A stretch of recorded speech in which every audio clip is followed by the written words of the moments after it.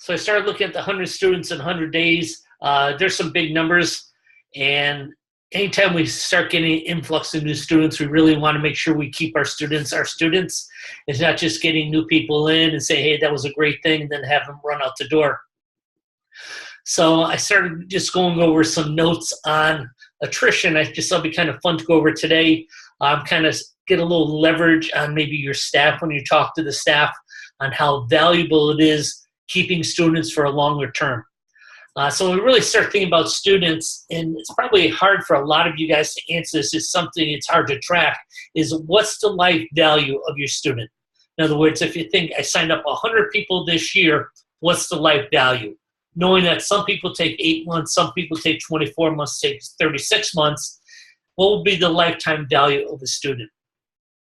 When I started thinking that too, I also started thinking it's pretty acceptable in our industry to get an 8% monthly attrition rate. So you say, okay, I'm not doing bad. I got an 8% or 7% attrition rate. I'm kind of, at the industry standard. When you think about that, 7% per month is 84% per year. So you're losing 84% of your students throughout the entire year. So if you have 100 students and each month you lose 7 students, well, 84 students are going to drop out for the year. So even though that's an acceptable standard for someone who's running a professional school, I don't think that should be an acceptable standard for you. Because again, we try to live by a higher standard as we get larger in a more successful school. So it's a really important number to follow. What's your attrition, and constantly improving that. And if we had to put that in dollars and cents, so keeping a student for 8 months is $1,200. So say, okay, well, I'm losing a lot of people, but my average student's staying 8 months. Well, your lifetime student value is $1,200. If you can keep your student to black belt, and I just used 42 months because people seem to be between 3 and 4 years is the average time for black belt. Well, that's $7,000. So there's a huge difference in the value of individual students if you learn to keep them longer. I'm just using $150 a month. If I add 4 months on to each student, in other words, I can keep a student for 12 months instead of 8 months, I just improved the lifetime value of the student by $600. Well, $600 doesn't seem like a lot, but if I kept 100 students for 4 months more, that's $60,000. And everyone in this group, I'm sure, has 100 students. So if you can improve that and everyone can stay 4 months longer, you didn't spend money to get any more students. It didn't really cost you any more. They're all in the class, but you just increased the value of your school and the revenue in your school by $60,000. So when you start talking to your team, it's really important to keep training people on retention. I know we talk about it sometimes. It's okay, it's really important to keep them the first 90 days, but it'd be really valuable for every one of the school owners to talk to your staff and say, what can we do as a school to keep everyone 4 months longer? And if you can answer that question, I'm sure you're going to find ways to keep people by more than 4 months. But I think it would be a really important question to just get your team. And okay, instructors, what can we do? Well, I know we're supposed to do good job notes, but we don't do that on a regular basis. In fact, the last one I sent out was like 6 months ago. So maybe I could keep someone a little bit longer. Okay, that's a great idea. What else can we do? Well, if we can just change up our warm-ups, so our warm-ups change every single week, it's going to be more interesting in class. Kids won't get bored. Okay, what else can we do? We can have more just come up with a ton of ideas that's going to, and keep doing it. Don't just do it this month and forget about it month after month. But just pose questions to your staff. Just like when you're sitting down with your program director, what's our plan to get 20 people this month? You got a plan. Well, same thing with the staff members. Hey, I know if I want to keep students longer, I'd make sure everyone's getting their stripe test and everyone's passing the bell test. There's no one reason that's going to get people to quit more than not seeing progress. If a student's not seeing progress, passing his stripe test or passing his belts, he's out the door. So that'd be one way I can keep someone a lot longer.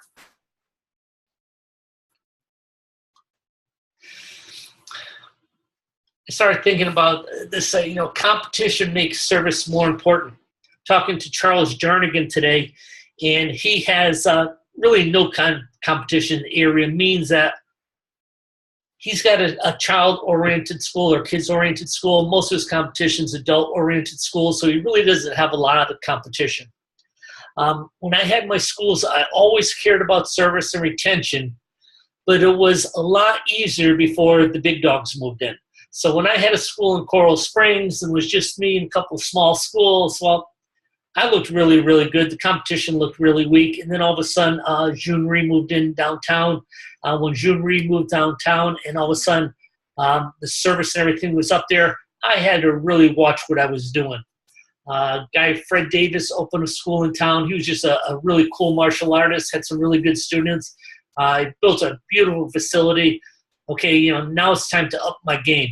I think it's really important to figure out how you up the game before the competition gets there. So saying that to yourself that if I had a school around town, what would I have to do in this school to make sure I had no competition? So start thinking about the services that you can do. I think in this day and age, schools have really been forced to protect their student base. Students who experience post-sales service will leave and never return. So if someone's in their first 90 days and then all of a sudden they had a really bad experience, you said that your child would take a makeup stripe test. You didn't do the makeup stripe test. The parent complained. You go, well, he'll just have to test next time. All of a sudden, they had such a bad experience. They're going to leave. They're not going to come back to you. You're not going to make that up. So we're really forced to make sure our schools have superb service. Another thing I kind of want to talk about is loyalty. As much as we'd love to have loyalty within our student body, I don't think loyalty is just something we can assume anymore. You just have to watch TV in the evenings. Geico, the car insurance company, they're built on knowing that people aren't loyal and that they'll switch to Geico just to save some money.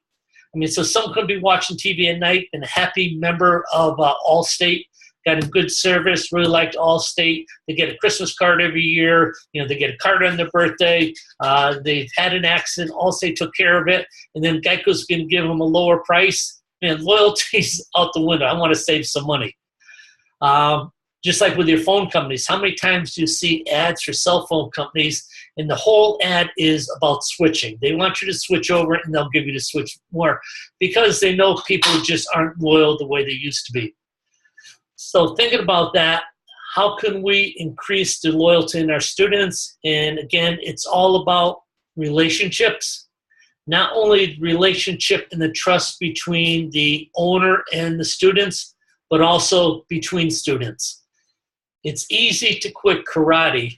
It's hard to quit a relationship. So if you do all the events we talk about, man, another event, another parents' night out, I've got to do this type of party. Well, it's important. It's not as important as getting new people in the door. It's important because your students are building relationships. They look forward to spending time at your school, not because your Valentine's party is just off the wall, but they get to hang around with their 4 best friends for 2 hours at your school around other people they like. So if you start thinking, I know loyalty is not important, but loyalty is not important because a lot of things are based on pricing. My school is not going to be just based on pricing. It's going to be built on relationships. So the more you can work with your team on how to build that relationship, and again, relationship between owners and instructors, making sure people get calls, they get good job notes. You take time to say, hey, let's just go in the office. I just want to do an office chat with you, and you're going over their goals, sitting down with the parents, and they got the student, hey, Dave, I just want to say hi to your mom and see how you're doing in school. You're taking time to do that. People aren't just going to drop out because they can save a couple of bucks. Again, that's your loyalty insurance program.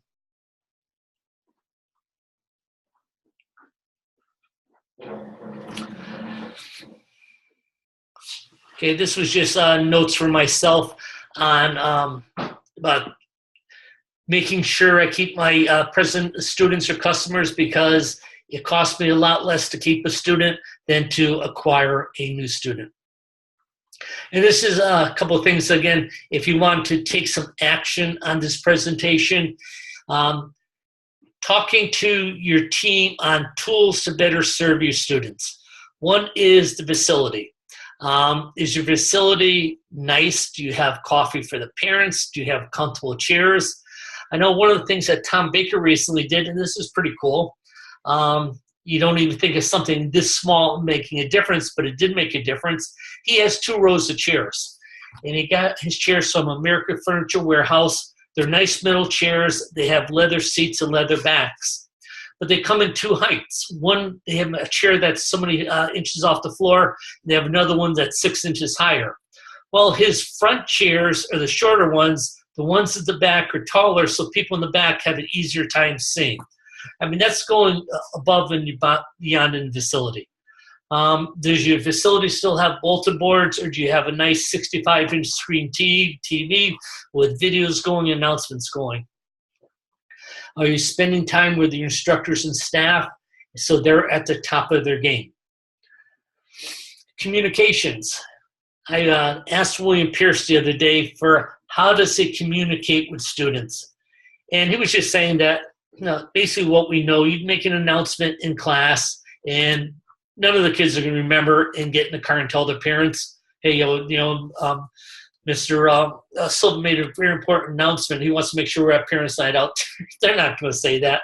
So the announcements are good. They're fun. You build some excitement, but it's not going to get home to the parents.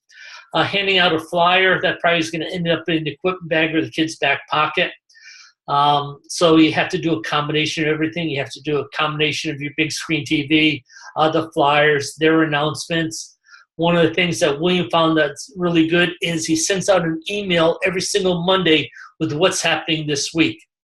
He did an analysis on how many people opened emails, and it was under 10%. So under 10% of his students were actually open to emails. So to increase that, where you have the preview, he goes, important items in this newsletter. Moms need to read this. Kids event, forms have to be in by Friday. Now, if parents see something in the preview, at least they'll open the email and go to that topic. So that's one of the things that he found out through communication. He could improve the amount of effectiveness of the emails just by making sure what the preview window showed was important topics of the email. Pricing and additional expenses. I would say half the people on this meeting here are all-inclusive and the others are a la carte, meaning that some people think it's really more important to include everything in the pricing. Sal Convento includes everything in the pricing, Parents' Night Outs, testing is all into his expenses. Some people charge. I think it's really important to survey and talk to the parents and find out what's important. I know my daughter sends my granddaughter to a dance school, and the reason she likes it is because it's all-inclusive. So when you have 3 kids and you're budgeting your money for 3 kids' events, it's really nice to know your expenses. She didn't want to be surprised by having to go to the recital at the end of the year and spend $100 on a recital dress. So the music school that she did, or dance school, everything's inclusive. So she's paying this much per month, but she's not having any surprises. So that's maybe one thing you may want to think over. I don't think testing fees are a deterrent. But then again, I've been to a lot of schools where parents thought they were a deterrent. In other words, I was sitting in the audience and I heard a lot of negative talk. So it's one of those things that you just may want to consider. As much as we want to give great service, we screw up. Some parents don't realize it. Sometimes your staff may screw up, and so we have to have recovery systems. You should train your staff if things go wrong, what to do if they do go wrong. This could be the feel, felt, found. Your staff knows how to do that. So a parent comes, they go, well, they're showing you empathy. I know exactly how you feel. Other people have felt the same way. But what we found is if you do this, that's feel, felt, found. I'm not going to explain the whole thing. You can look it up on Google, but it's a 3-step process that it's just one of those simple things that is easy to teach It's easy for your people to do, but not everyone trains on that type of system. I would also be aware of what your top schools are doing in the country and what your competition's doing. So a lot of times we're figuring out how we're going to get there, and we know that someone else is already in a position we want to be. You know, you may want to have 2 schools and 600 students. You go, man, I'm on this meeting every day. Sal Convento is already doing that, so you may want to have some dialogue with Sal Convento. What's he doing to maintain 600 students in 2 locations?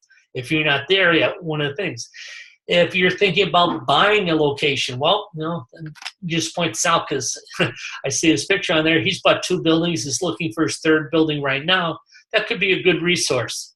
Yeah, he's got 3 buildings. Okay. So again, be aware of what top schools are doing. Don't be afraid to talk to them. I think that's one of the cool things about our event coming up in April. We're doing that Instructor College and Business Seminar. Get you a chance to sit side by side with some top school owners and just ask them what they're doing. Same thing with your competition. You may not sit down with your competitor, or maybe you do. You know, I used to have lunch with a guy across the street from my martial arts school, which was really cool. We weren't best buddies, but, you know, we kind of shared some ideas. I also shopped my competition, so I knew what everyone else was doing in town. So if you're going to keep your students, you got to know what the other schools are doing to try to get them. So those are my ideas. I don't know if anyone has any feedback there. I think there's a lot of to-dos for school owners in there. We have any comments? Again, I do make recordings of these. You know, I was thinking about birthdays for, you know, the yearly birthdays for kids. Just a lot of companies like P.F. Chang's, which I go to. So every year they'll say, hey, it's your birthday, we'll give you a dessert or something, right? So something that would be neat for us would be like a birthday present for the kids, whether it's a parents' night out for them or a free private lesson. Those are just nice little touches, just like P.F. Chang's does. I think it's really cool. I think a private class, I mean, it's not like the master instructor has to do it.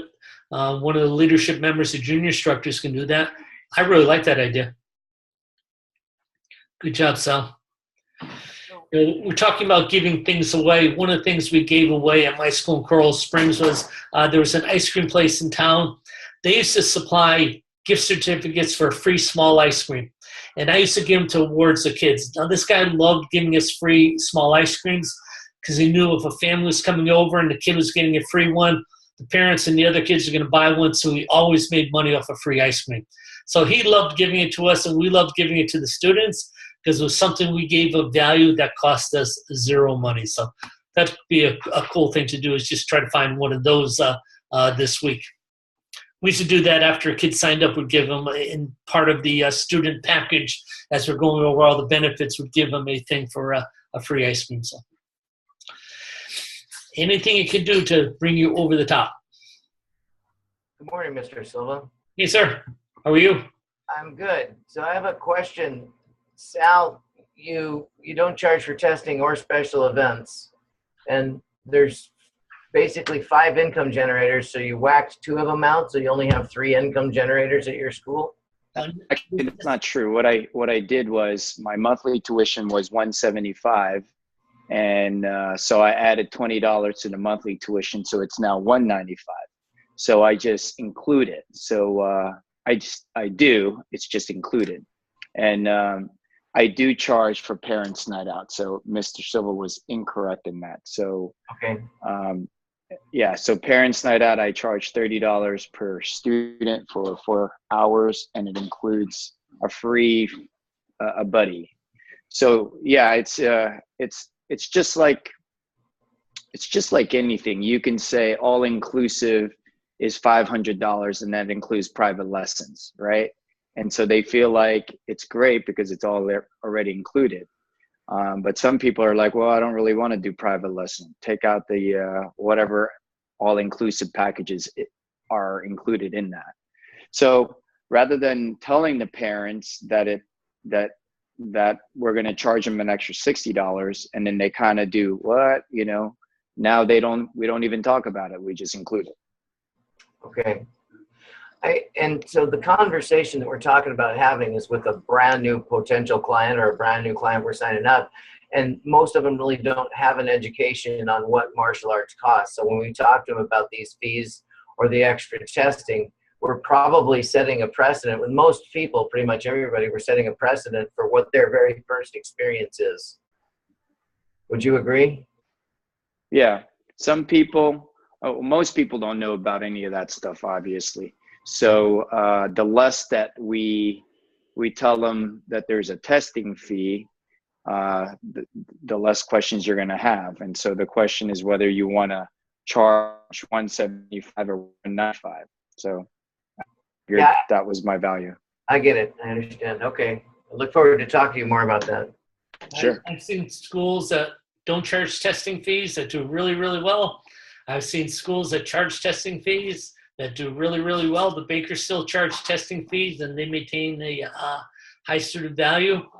I think one of the things that Bakers are unique at, though, their graduations, testing are just totally off the wall amazing.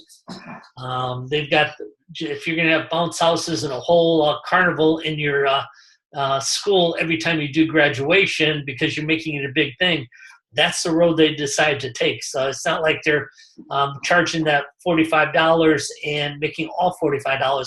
They're giving back quite a bit. But again, this is kind of a subject that's old as dirt. People have been, talking about this. I want to charge testing fees. I don't want to charge testing fees. I think my whole thing with that is just how to differentiate yourself. And for families that money is really important, which is probably most families, like my daughter's, and all of a sudden she just really enjoys going to a dance studio when everything's all inclusive, so she's not having to budget, okay, I have to set money aside in another account because I know this expense is coming up. So make it more convenient.